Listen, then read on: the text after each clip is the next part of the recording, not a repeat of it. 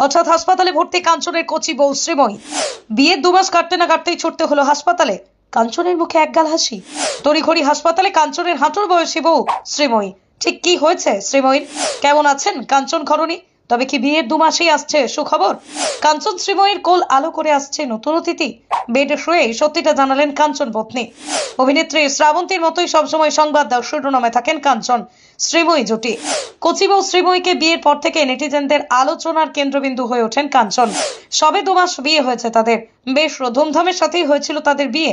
নিজের থেকে প্রায় 30 বছরের ছোট কাঞ্চনকে বিয়ে করে কম কথা শুনতে হয়নি শ্রীময়ীকে। বিয়ের 2 মাস যেতে না যেতেই হঠাৎ হাসপাতালে ভর্তি কাঞ্চনের কচু বউ শ্রীময়ী। খবর শুনে কৌতূহলের শেষ নেই নেটিজেন মহলে। ভেসে আসছে একের পর এক প্রশ্ন।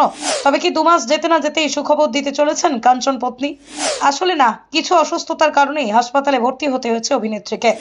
এই বিষয়ে তিনি আরো জানান, রবিবার রাতে কাঞ্চনের দাদা বৌদি শ্রীময়ীকে হাসপাতালে নিয়ে যান। আগের থেকে এখন অনেকটাই সুস্থ আছেন অভিনেত্রী। আশা করছেন খুব তাড়াতাড়ি বাড়ি ফিরতে পারবেন।